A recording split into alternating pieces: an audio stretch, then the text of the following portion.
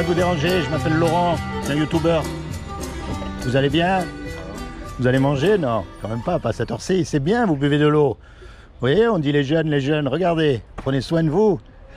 Alors moi, je fais des petites vidéos pour savoir un peu ce qu'ils pensent les jeunes, justement. Parce qu'aujourd'hui, on nous parle de tout et de rien, mais il y a un sujet, on nous parle absolument pas. C'est qu'un jour ou l'autre, on va mourir. Super joyeux. Non, mais même si je vous souhaite de vivre jusqu'à 120 ans en très bonne santé, avec tous les gens que vous aimez autour de vous et un portefeuille bien rempli, je ne peux pas vous garantir 5 minutes. Et malheureusement, il y a des jeunes qui partent aussi. Alors ma grande question, est-ce que vous y avez déjà pensé? À mourir? Je sais pas, il y en a qui pensent au suicide, il y en a qui pensent à des tas de choses comme ça. Vous y avez déjà pensé, non? Jamais? Eh bien, tant mieux. Jamais. Très bien. Et la deuxième question, à votre avis, une fois qu'on est mort, on va où? On va quelque part? On va nulle part? Je sais pas, vous avez une idée? Je me pose pas la question. D'accord. Eh ben alors, c'est pas un accident, vous voyez, que je suis passé vous voir ce matin. Vous voyez? Normalement, quand on meurt, on va être jugé par rapport au bien et au mal qu'on a fait. Donc, la grande question à se poser, c'est de savoir comment est-ce qu'on fait pour savoir si on fait du bien ou du mal. Comment vous faites pour savoir si vous faites du bien ou du mal, vous? Vous vous posez pas la question non plus, et vous non plus. Eh bien, vous savez qu'il y a des lois qui régissent le monde. La nature, la loi de la pesanteur, la loi de l'aérodynamique, il y a plein de... tout est régi par des lois. Eh bien, il y a aussi une loi morale. Et cette loi morale, c'est elle qui décide si quelque chose est bien ou pas. Alors, on va voir comment vous allez faire. Et attention, je ne vous juge pas parce que moi, j'ai lamentablement échoué au test. OK? Il y a un commandement, il dit, tu ne mentiras pas. Est-ce que vous avez déjà menti? Sûrement. Comment on appelle quelqu'un qui a menti? Je sais pas. Ah bah, un menteur. Un menteur, tout simplement. Il y a un commandement, il dit, tu ne voleras pas. Est-ce que vous avez déjà pris quelque chose qui n'est pas à vous? Peu importe la valeur. Je sais pas. Et vous venez d'admettre que vous êtes une menteuse et vous croyez que je vais vous croire. Hein? C'est vous c'est elle qui l'a dit, hein? On est d'accord, c'est pas moi. Hein? On a tous pris des choses que c'est pas à nous. Regardez, celui-là, par exemple, il y a un commandement, il dit, tu honoreras toujours ses parents. Est-ce que vous avez toujours honoré vos parents? Est-ce que vous leur avez toujours obéi? Je sais pas, non. Vous voyez, face à la loi morale parfaite, on est coupable. Tous. On a tous transgressé cette loi. Vous croyez que le pape, il a jamais menti? Vous croyez que l'imam ou le rabbin, il a jamais menti? Ou il a jamais regardé une femme du coin de l'œil? Ça doit être même pire pour eux parce qu'ils en sont privés. Vous voyez, il n'y a pas un homme qui pourra dire, moi j'ai accompli la loi parfaite. C'est pas possible. Et regardez un petit garçon ou une petite fille. Vous avez remarqué, on n'est pas obligé à apprendre à faire des bêtises. C'est de nature qu'on sait faire les bêtises.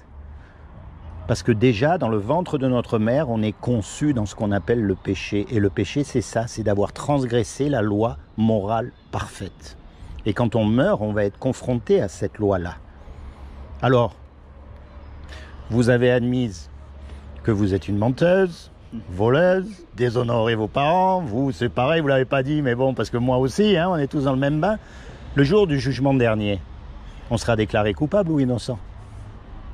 Puisqu'on a cassé la loi, on sera déclaré coupable. Et si on est déclaré coupable, on ira au paradis ou en enfer? En enfer. Et ça, c'est un endroit terrible que je souhaite à personne. Mais attention, c'est pas la caricature qu'on en a fait, hein. Non, c'est un endroit où il y a des grincements de dents, des regrets éternels, des feux qui ne s'éteignent jamais, des vers qui ne meurent jamais. C'est un endroit où il n'y a pas toute cette beauté, où on est séparé de Dieu à tout jamais. Voyez? Et ça, c'est terrible. C'est la mauvaise nouvelle. C'est ce qu'on mérite tous, sans exception. Mais il y a une bonne nouvelle dans l'histoire quand même. Heureusement, hein, vous allez me dire, parce que là, franchement, ça commence pas terrible ton truc, hein. Je vous entends parler, hein. Il y a une bonne nouvelle, c'est que c'est Dieu qui nous a fait. Dieu est un créateur, et un créateur, ça aime ce que ça fait. Un musicien, il aime sa musique.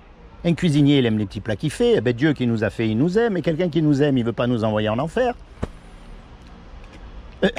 Donc il a fait quelque chose pour que vous et moi, malgré qu'on soit coupables, on puisse éviter son châtiment. Est-ce que vous savez ce qu'il a fait? Vous voulez savoir quand même? On ne sait jamais. Comme il n'a trouvé aucun homme de parfait sur la terre, eh bien, ce qu'il a fait, c'est qu'il est venu lui-même sur terre. Et il s'est habillé avec un corps. Il a pris une forme humaine qui est Jésus. Et il a dit, quiconque quiconque, hein, ça veut dire vous, moi, quiconque, croit que Jésus est le Fils de Dieu et qu'il est ressuscité des morts, il aura la vie éternelle à mes côtés. C'est une question de croire et pas de faire. Quand Jésus est mort à la croix, lui qui est Dieu sur terre, par définition il est parfait, eh bien il est mort à votre place et à ma place. Voyez, c'est comme si on fait un braquage tous les trois. On fait un braquage, on se fait attraper, et bien sûr on passe devant le juge. Et le juge il dit voilà tous les trois, vous me donnez 50 000 € chacun de caution ou vous partez 50 ans en prison. On n'a pas les sous et on ne peut pas retourner en arrière pour effacer le mal qu'on a fait. Et on ne peut pas dire au juge, monsieur le juge, vous êtes miséricordieux, vous êtes plein d'amour, vous êtes bon, je vous demande pardon, je ne recommencerai pas. Ça ne marche pas. Il faut que l'amende elle soit payée. Et puis il y a un homme qui arrive, qu'on ne connaît même pas et qui paye l'amende à notre place. Le juge, il est satisfait, l'amende, elle a été payée. Et nous, malgré qu'on est coupable, on est libérés. Eh bien ça, c'est la vraie foi chrétienne. C'est aussi simple que ça, c'est de croire. Mais maintenant, quelqu'un qui vous a rendu ce petit service, quand à son tour, il va vous demander un petit service, vous allez lui rendre, normal. Il vous a sauvé de l'enfer quand même. Et puis il ne vous demande rien en échange. Hein. Il ne faut pas payer, il ne faut pas, rien du tout. C'est gratuit, c'est une grâce. Alors quand lui va vous demander quelque chose, vous allez le faire volontiers. Alors la prochaine fois, par exemple, que vous êtes confronté au mensonge, ou à désobéir à vos parents, ou vous allez dire là, si je désobéis, ils ne vont pas le savoir. Là, si je mens, personne ne va le savoir, je m'en sens bien. Et puis dans votre tête, vous allez dire, attends, Jésus, il est mort à ma place pour tous mes péchés, il ne me demande rien pour me donner le paradis, je ne peux pas continuer à mentir, c'est pas possible. Tant pis combien ça va me coûter. Alors par conscience envers Dieu, vous choisissez de faire ce qu'il y a de bien et vous repoussez ce qu'il y a de mal. Et ça s'appelle la repentance. C'est-à-dire qu'à partir de maintenant, vous voyez, vous viviez un peu sans trop vous poser des questions, c'est normal à votre âge. Et puis à partir d'un jour, vous dites, attends, là quand même, je vais où là? C'est quoi la vie? Est-ce que Dieu existe? Est-ce que Dieu n'existe pas? Est-ce que je vais vraiment mourir? Est-ce qu'il y a vraiment un paradis? Vous commencez à vous poser les questions et à avoir une relation intime avec Dieu. Parce que Dieu n'est pas religieux et je peux vous le prouver. La religion, c'est quoi? Tout le monde fait pareil. Tout le monde prie à la même heure. Tout le monde va au même endroit. Tout le monde s'habille pareil presque. Et si vous n'êtes pas d'accord avec eux, ils vous chassent, ils vous jettent et il y en a même, ils vous tuent. Ça, c'est la religion. Mais Dieu, il n'est pas religieux. S'il avait voulu une religion, il nous aurait fait tous pareil. Mais là, il nous a fait tous uniques. Vous vous rendez compte que depuis que les hommes et les femmes existent, il n'y en a jamais eu deux pareils? Il n'y a jamais eu deux hommes et deux femmes qui ont la même vie. C'est fou, il y en a eu des milliards, il n'y a jamais eu un doublon. Même les jumeaux, ils ne sont pas pareils. Eh bien ça montre quoi? Que ce que Dieu veut, ce n'est pas une religion, mais c'est une relation personnelle avec vous. Parce que vous avez subi des injustices que moi, je n'ai pas subies et vice-versa. Vous avez eu des joies aussi que je n'ai pas eues et vice-versa. On a chacun une vie. Eh bien Dieu, il veut rentrer dans votre cœur pour marcher avec vous. Et tout ce que vous avez à faire, c'est à l'inviter, à le chercher de tout votre cœur et à mettre en pratique ce que votre conscience vous dit. Parce que vous avez remarqué, quand vous mentez, vous savez que vous avez menti. La conscience, elle vous parle. Quand vous regardez quelque chose que vous ne devez pas regarder, vous savez qu'il y a mieux à regarder parce que la conscience, elle vous parle. Quand vous désobéissez à vos parents, il y a quelque chose en vous qui vous dit, là, tu as désobéi. C'est pas vrai? Oui, vous savez ce que c'est. Voyez? Donc moi, je vous encourage, non pas à rentrer dans une religion, mais à commencer à penser à ces choses. Quand vous êtes tout seul, pas comme les hypocrites qui vont dans les églises, dans les mosquées, dans tous ces endroits là, qui font les beaux devant tout le monde et après, ils ont oublié qu'ils sont allés à l'église. Non, quand vous êtes tout seul, c'est là que vous parlez à Dieu. C'est là que vous lui dites ce que vous avez dans votre cœur. Et ça, il n'y a que vous qui pouvez le faire. Et vous lui parlez, vous lui dites, c'est vrai, c'est pas vrai, est-ce que tu existes, est-ce que tu n'existes pas, toutes ces choses-là. Vous croyez en Dieu au moins? Vous ne pouvez pas être athée. Et je vais vous dire pourquoi. Parce que pour être athée, c'est-à-dire pour dire que Dieu n'existe pas, il faut avoir la connaissance absolue. Et on ne l'a pas. Donc il y a toujours une possibilité. Maintenant, de prouver que Dieu n'existe pas, c'est impossible. Par contre, de prouver que Dieu existe, c'est très facile. Le piège dans lequel il ne faut pas tomber, et c'est là où je vous rejoins et où je vous comprends, c'est qu'il ne faut pas mélanger Dieu avec la religion. La religion, ce sont des hommes qui se sont autoproclamés représentants de Dieu sur terre pour dominer sur les autres hommes. Voyez, et c'est pour ça que vous dites que vous êtes athée, et vous avez entièrement raison, dans ce sens-là. Mais Dieu, lui, regardez autour de vous, regardez votre téléphone.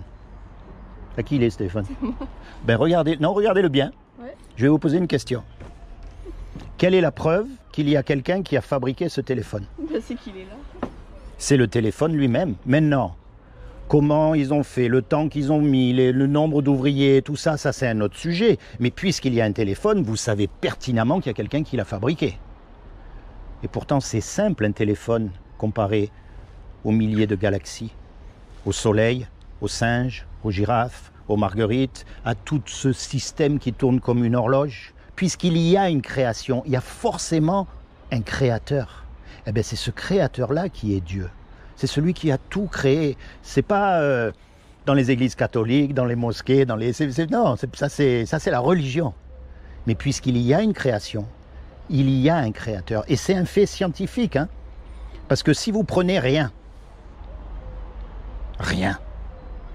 vous prenez rien, eh ben dans 1000 ans, vous aurez rien. Dans 10 000 ans, vous aurez rien. Parce que de rien, eh ben rien ne peut venir. Il faut forcément qu'il y ait un départ. Une création, un acte de création. Voyez, certains pensent au Big Bang. Je veux bien, mais pour qu'il y ait un Big Bang, il faut qu'il y ait de la matière. Et comme ça, vous pouvez aller très loin et vous êtes obligé d'arriver à Dieu. Ne tombez pas dans le piège de la religion. Dieu n'est pas religieux. Et vous connaissez l'histoire de Jésus comme tout le monde. Hein, qu'il a été mis sur une croix, on est d'accord? Qui c'est qui l'a mis sur la croix? Ce sont les religieux de l'époque. Parce qu'il a fermé la bouche à tous les religieux. Il les a traités d'hypocrites. Il leur a dit, vous faites les beaux, vous faites ceux qui connaissent Dieu, vous faites tout ça, mais en fait, vous êtes des hypocrites. Et il est allé s'asseoir avec les gens de mauvaise vie. Avec ceux qui buvaient, avec les prostituées, alors pas pour faire comme eux, non, mais pour leur parler de Dieu justement, pour leur dire, attendez, Dieu, c'est pas les religieux, Dieu c'est moi, et moi je viens m'asseoir avec vous. Voyez, vous êtes plus athée. Bon, alors, non mais c'est quand même un peu logique ce que je dis, on est d'accord, ça vous a fait un peu réfléchir. Reconnaissez qu'il n'y a aucune preuve. On ne peut pas dire je suis athée. Et on ne peut pas dire encore moins je suis agnostique. Hein. Ah, c'est ce que je... Non, parce que vous savez ce que ça veut dire agnostique en grec? Croire en aucun Dieu. Ça veut dire sans connaissance. En gros, ça veut dire que vous êtes bête. Donc dites pas je suis agnostique. Eh, désolé, mais c'est moi je vous apprends des trucs que vous ne saviez pas. Et mon but, c'est pas de vous amener dans une religion. Encore une fois, c'est quand vous êtes tout seul. Parce que vous ne savez pas quand vous allez mourir. Vous ne savez pas ce qui peut se passer demain dans votre vie. Et si vous êtes ancré en Dieu, tout se passera bien. Vous êtes pratiquant, vous? Ben, si vous croyez en Dieu, vous êtes obligé d'être pratiquant. Mais c'est quoi pour vous pratiquant? Bah, c'est ceux qui pratiquent la religion. Mais non, je ne sais pas la religion justement. C'est quoi pratiquer la religion à votre avis? Je sais pas. Eh bien voyez, je vais vous dire ce que je fais moi. Je lis ma Bible. Et je la mets en pratique dans ma vie. Mais la Bible, c'est pas la religion. Eh bien voilà, je voulais vous amener là. Vous savez ce que c'est la Bible en fait? C'est pas du tout un livre religieux. C'est un livre historique. Et vous pouvez vérifier. Dans l'Ancien Testament par exemple, et même dans le Nouveau, grâce à l'archéologie, qui est une science aussi, on a pu démontrer qu'il y a vraiment des endroits, des personnages, des batailles, des trucs qui se sont vraiment passés. C'est prouvé. Alors on n'a pas tout démontré. Mais comme on n'a pas trouvé d'erreur dans ce qu'on a démontré, eh bien, on peut raisonnablement penser que le reste est vrai aussi. Si demain on trouve une erreur, d'accord, il y a tout qui s'écroule. Mais jusqu'à maintenant, l'archéologie a confirmé les écrits. Voyez? Et puis il y a un point essentiel aussi, qu'il n'y a pas dans les livres religieux. Ce sont les prophéties accomplies. J'ai bien dit accomplies. Parce que c'est facile de faire une prophétie, de dire « ouais, demain il va faire ci, et puis machin, et puis un coup sur deux vous avez raison, mais un coup sur deux vous avez tort. » Or, si ça vient de Dieu, on ne peut pas se tromper, parce que par définition, Dieu ne peut pas se tromper. Eh bien, dans la Bible, vous avez des prophéties qui se sont réalisées à la lettre, sans aucune erreur. Ce qui nous laisse encore une fois raisonnablement penser que le reste va se passer aussi. La Bible, ce n'est pas un livre religieux. Les religieux se le sont accaparés, mais je vais vous dire une chose. Montrez-moi le pape dans la Bible. Montrez-moi les croisades dans la Bible. Montrez-moi qu'on doit laisser les immigrés qui viennent en bateau ici couler dans la Méditerranée dans la Bible. Montrez-moi toutes ces choses. Pourtant, c'est au nom de la religion qu'ils font ça. C'est justement parce que les gens ne lisent pas la Bible, eh ben, que les autres en profitent. Voyez ? C'est pas un livre religieux. Et Dieu n'est pas religieux. Alors en souvenir, je vais quand même vous laisser un peu ça parce que les paroles, elles s'en vont, mais les écrits, ils restent. Et ça, c'est ma dernière question. Ça s'appelle le saut. Est-ce que vous sauteriez d'un avion sans parachute ? Même avec un parachute, vous ne sauteriez pas. Et pourtant, un jour, vous allez sauter dans la mort. Est-ce qu'il n'y aurait pas un parachute pour sauter dans la mort qui puisse vous garantir dès maintenant que quand vous allez ouvrir cette porte et sauter dans la mort, eh bien en fait vous allez être sauvé et vous allez rejoindre votre Créateur. Alors au début, vous avez juste quelques petits conseils pour vous dire pourquoi choisir Jésus et pas ce qu'on en a fait, hein, le vrai Jésus de la Bible. Au milieu, vous avez un des livres de la Bible qui s'appelle le livre de Jean, qui va vous aider à rencontrer Jésus lui-même. Et à la fin, des petits conseils pour que vous marchiez, vous, dans votre coin, avec Dieu. Et si vraiment un jour, vous avez besoin d'en savoir plus, il y a une petite assemblée à côté du bowling. Je ne sais pas si vous connaissez, de l'Intermarché, qui a... vous voyez pas où c'est ? À Draghi. Ah si, ouais. Eh bien, derrière où il y a le bowling, il y a une petite assemblée où il y a des chrétiens qui se réunissent. Et vous êtes les bienvenus. On ne sait jamais. Soyez bénis tous les deux, d'accord ? C'est comment votre prénom ? Charlotte. Charlotte, et vous ? Steven. Steven et Charlotte. Seigneur Jésus, je te demande de bénir Steven et Charlotte. Je te demande de leur accorder le désir de leur cœur, de les détourner à tout jamais du péché et plus que tout de leur permettre de rentrer dans leur destinée éternelle. Soyez bénis tous les deux, d'accord ? Et merci de m'avoir écouté. Vous avez fait preuve de beaucoup de patience avec moi, hein, franchement. Soyez bénis tous les deux. Allez, au revoir.